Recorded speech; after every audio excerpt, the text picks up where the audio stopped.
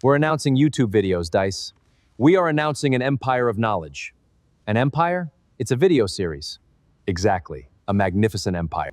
Behold, the Scopa formula, a symphony of chance. We shall ride this equation to glory. Right. Step 1, open Excel. Excel, you wound me. The house always wins when everyone knows the rules. Subscribe. New lessons every week. AI, Excel, Word for free. This is book writing tricks using Claude Cowork, Copilot, Cowork, Excel, and Word. So I'm basically doing this tutorial series to sort of show some tricks I've learned over my past mostly 5 years at attempting to write fiction. First of all, who am I? My name is Brendan.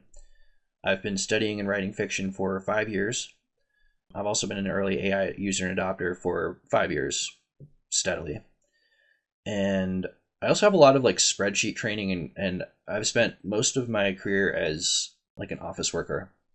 So I have 20 years of experience with Microsoft at Word and Microsoft Excel. Word, I'm probably intermediate. I'm not a master level Word level user, but I'm definitely a master level Excel user, which I don't think is common for a lot of people in the writing profession. And I know some people have delved into spreadsheets, but a lot of people, it's kind of like a no. I know a lot of people have used Scrivener and as a way to kind of collate things. I don't know if it does any spreadsheeting though. I don't think it does.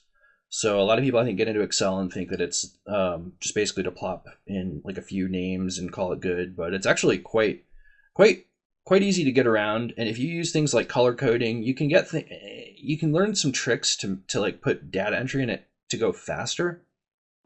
If you're on the fence about Excel and you think that you have some ability to use it and you wouldn't be too, and you know how to kind of find things, basically look something up online, Google it, say how do I do this? If you're comfortable with that sort of thing, you'll probably should be using it in your writing, because it's just a great way, at least for me personally, because I've been in the accounting finance trade for 20 years and Excel is a calculator, and it's in my opinion the best calculator on the planet. It's I'll just kind of open it up here. Let me turn the brightness down.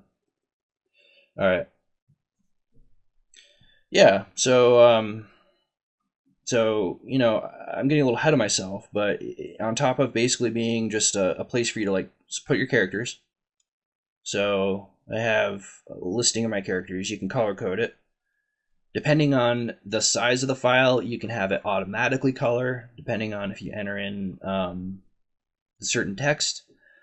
I'm not going to be an Excel tutorial. I might do a thing or two in here that might be of interest that I might call out, but I encourage you to basically if you need to do something and you feel that it should be done in a spreadsheet, it probably can be done in Excel. There's also, if you go to Developer tab and Visual Basic, you can also it's pretty easy to ask AI, and this is where Copilot comes into handy. I usually use Copilot just because it's a Microsoft product. And I feel bad. It feels kind of awkward having Grok explain VBA to me. So I'll ask, I guess just for courtesy, I'll talk to Copilot, because Copilot's a Microsoft product, and just say I've had a bunch of another hobby I do on the side is sports betting, and I download a lot of spreadsheets of MLB, home run efficiencies, pitch tables of silly stats in baseball that I never knew existed for pitching. So I can definitely get into the weeds with Copilot, and it's very good for if you have spreadsheet questions, I would probably throw these towards Copilot, because Copilot does have the Cowork option. So you have to open up the 365 version, which is different. It's got a little 365 on the icon. You go to Cowork, and what Cowork does is it's now a function that's being rolled out in other AIs as well. Here's Claude Cowork. You'll see it's kind of the same thing. You go to start a chat, it's an option on the right. On Claude, it's over here. You start on a new chat, you now go to Cowork. This is a new option, I think, since Fable 5 has come out. So if you're looking to see how Fable 5 does in writing, I will tell you right now, it is awesome. It is really awesome. And the reasons it's awesome are it connects spreadsheets together really well, which is sort of a new development that I have noticed in the co-working. It's been getting very good. 4.8 was amazing. I started using this heavily for coding in 4.6. And it's okay for coding. I don't think it's ready to replace engineer jobs. I think a lot of entry level stuff maybe, but definitely not for like a complex. I couldn't get it to program a game, and honestly, like making a game out of my writing is really what I want to do. But that's something I'm going to kind of work on, I guess, like if I have to do these tutorials first, how I got to this point. Because I would say like I have a fairly ridiculous skill set, and ridiculous in that like it's so random that you'd put these things together. But I've basically like curated this spreadsheet for the past like 5 years, and I've just sort of like assumed that we would have this technology now, or that I would at least like, if it's not worth doing like manually in Excel, it's probably going to be done by an AI. So another way of thinking of it is it's like, then AI becomes a creative tool because I no longer need to worry about the formulas. I haven't really worried about a formula in months, to be honest. Is I think what I'm going to do is I'm going to like delete my references in here and make this like a template for someone, because it does have links. I'll just show you what this does before I start hawking this thing, because this definitely could be an asset to someone, I think. So like, for example, the way I kind of look at it is like, okay, the only thing I really need to connect in here are like jobs, which are related to salary. You extend salary out based off of how many people work this salary. Here's how many workers there were. You have to figure out how many workers there are. And then you can figure out what the GDP is. So here I believe is my GDP of each of these positions. So we have workers times the rate, and I had it split up by races. I haven't gotten to my races. I color code my races. That's just a little pro tip. Color helps you whenever you can. If a hallmark of my spreadsheets is I always have color in them. I always have a little bit of color. Now here I go to some dark sheets, but for most of the sheets where I plan to use it as a dashboard, I'll probably have color in it. So econ is one that I wouldn't necessarily go into. This is more of an iceberg thing. Like, I am not rattling off 100 salaries in any sort of book format, but it's here for an RPG format. So this is definitely gamifiable to be like, okay, if I at least lower the wage of this chum renderer, it would have a downstream effect on GDP, which rolls into, I had them roll into these buckets: food, things, health, tech, experiences, military, crime, and rent are basically those things that your paycheck will pay for. Just based off of the type of economic situation you're in and where you might be living and what race you might be doing, you might be prioritizing, or you might be upcharged or downcharged for a certain commodity here. But then what you see is these are indeed formulas. Everything in here is a formula. And the way I like format is I'm very like judicious about like headings.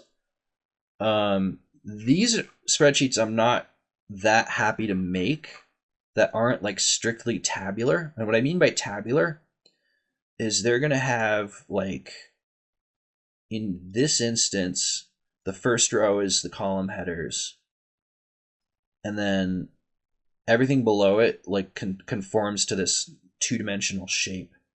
It can only be this amount of columns, and it can only be this amount of rows is another way of thinking of it. And that's like ideally what you want. That is what a database looks into. So another thing I use a lot for dashboarding that might be of interest to the enthusiast here would be Power BI, which is another Microsoft product. It basically stitches together a lot of spreadsheets into or queries. It can take a whole bunch of input, transform it. You can have tables like this, and actually it can take a table like this if you transform it correctly, and then it can put it into a dashboard that's a little bit more like database hungry, where you might have more than a million rows. So another thing in Excel is you have a limit. I think it's more than Google Sheets, but you do have to work with kind of a limited amount of rows. So you're not replicating any kind of database in today's day and age, because I just went to the bottom of the very bottom of the sheet that you can go to. This is as many rows as you can get to. So a million rows. Columns are very generous. I would never make this many columns, but you can technically make however many columns that is. And I can't see, actually. Well, it's a lot. It's whatever XFD translates to numerically. I'm not going to calculate that. But it's a lot. Yeah, columns are a little rough. Power BI starts to break down. I have not really seen Excel do the same thing. In terms of like, there's too many columns here, it can't go any further. I've only seen certain formulas. So another formula that's pretty popular in dashboards is like SUMIF, SUMIFs, average ifs, COUNTIFs, if, and so on. Those are pretty hefty in terms of calculation. And a lot of people have probably used Excel and were having a good time until they got to a SUMIF that was summing too many things. It doesn't really, it does slow Excel down even in today's day and age.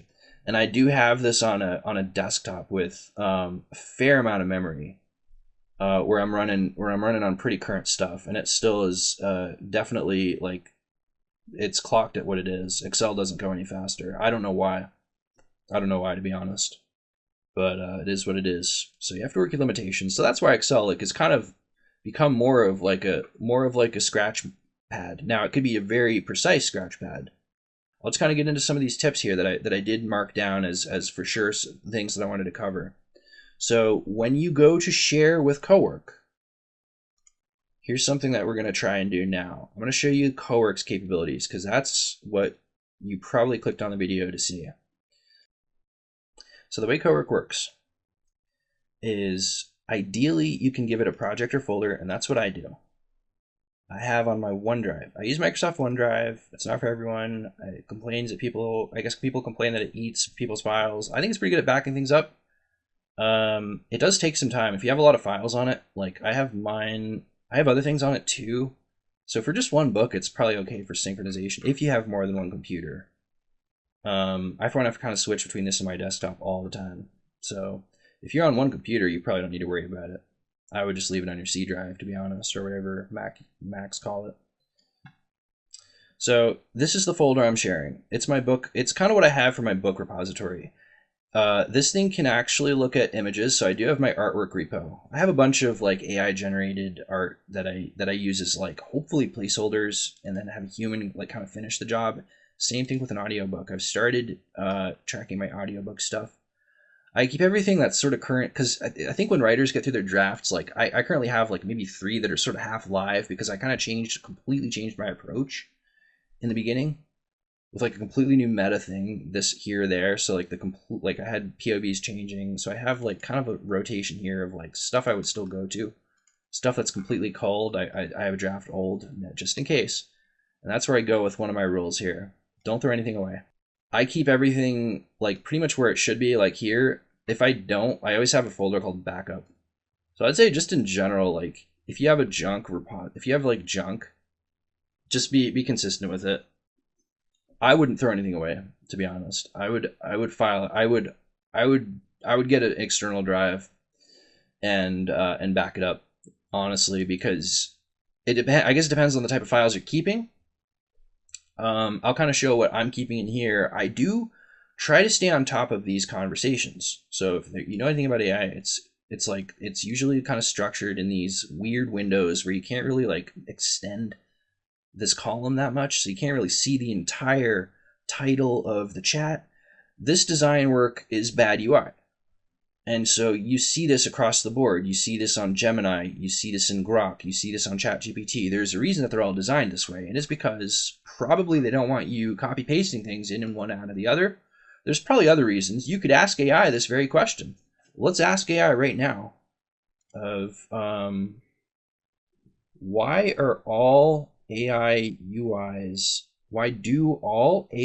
UIs have the weird column on the left? I can't resize. And this is how you, I guess, get ahead of the curve, because I answered my own question in this very video. So I have no idea what it's going to say. So this is the fun of AI. I have no idea what it's going to say. It's orchestrating a unique response based off of basically syntactical probability. If you think about the way like a sentence was is structured. It's a design pattern from Slack. I hate Slack. Discord, it's like meh. Gmail's meh. VS Code is awesome. ChatGPT is meh. It's the same thing. So you're saying left column, yes. A few reasons that says annoyingly fixed. Product managers optimized for conversation recall. So they want you to have more. Yet, if I was to look at, let me just look at like this one. Oh, you know what? So I stand corrected. I don't know if this feature was always in Claude, but you can indeed at least scroll it past like the 30 character mark, because I can't read that. So that's actually kind of amazing. If you're on a 4K monitor, it's like, why am I using all this empty space? And I will extend all day. And here's the thing. I use multiple AIs because I have multiple conversations going on. The one thing this does not do well because of said UI issue is it doesn't do multiple windows in here. And I could ask this question and say, now why don't any of the AI desktop apps not use multiple windows? And we could get to the bottom of this too while we're here. They're web, they're actually desktop, they're wrapped in a desktop. So I have no idea why Chromium running a website. So they're not even trying anymore. Yes, multiple windows are surprisingly hard. We've only had those since 1991 or something. So yeah, good point. All companies are still treating AI as chat, quote unquote. Yeah, I think it's just a dumbing down of the crowd, to be honest. So, and they're saying, well, you're not smart enough to do multiple windows, and we're going to use horrible design practice. I quite frankly, I'm like, well, I would pick the one that has the most, and that I would say is the best choice. As you can see, I have other stuff. I've used Perplexity before. It's okay. It's a little expensive. Cowork is a little greedy because they always upcharge. Even if you appear to have like the Copilot license all set, there's always some kind of upcharge. Their billing is very confusing. So they're a little tough to get because you need to have the pro or the business class, I think, to unlock the Cowork feature, which isn't bad. I think it was the first, I think it might have came out just before Claude Cowork. I don't know for sure though. But anyway, so Windows, what are you going to do? Let's go back to some more tips. So I say you want to keep your naming clean when it comes to characters, location names, because of file confusion. So this thing's actually going into multiple files and checking it. So I do have, let's say, a compendium, which is my glossary, but it's so old. It's where I dumped so much stuff as like a stream of consciousness. And I pasted some plot stuff at the top about structure when I was first kind of learning this gig.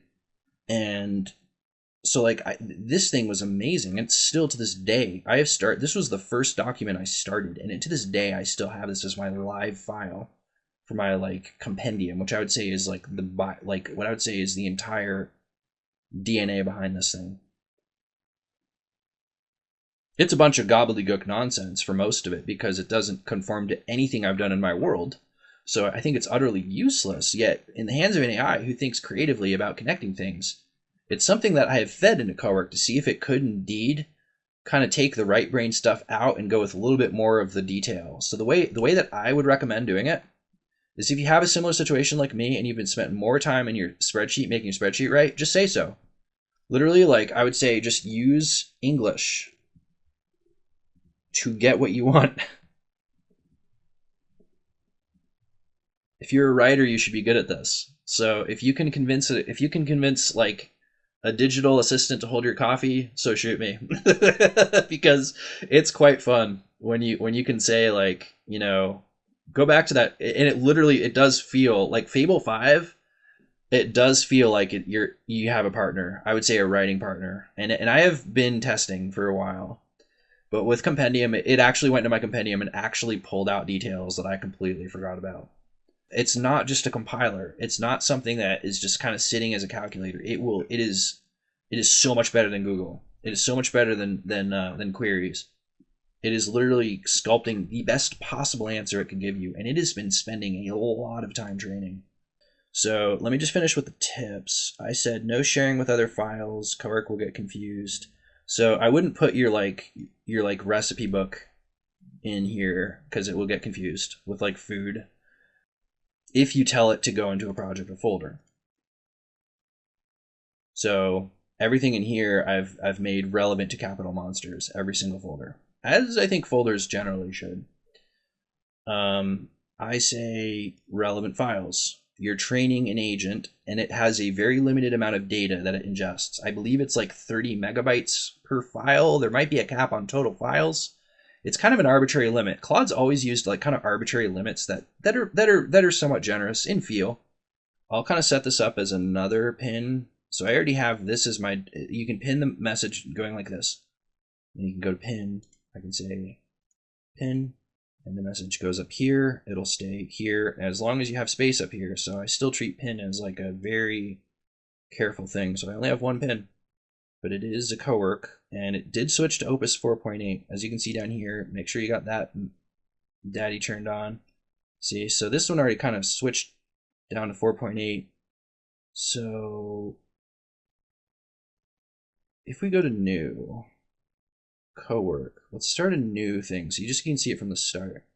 Select the, if you can't find the folder, all you have to do is go down here. Let's grab the whole folder. And let's use a very simple prompt. Let's say, can you, related to a fiction series I'm working on, Capital Monsters, just the title of my series. The main root has the main files, but draft new is also relevant. DNA v2 is the most canon, followed by world building Bible, then by the rest, then by compendium, then by the rest. So I'm gonna have it start on that. Then for all characters, rank their bravery and loyalty from 1 to 10. And usually you want to say something like return as a table. If you want to copy paste it into Excel, a lot of times it kind of knows, and it probably will. I'm still kind of used to saying that. You don't really have to do that anymore with Cowork, but sometimes he won't, or she. I guess it's an it.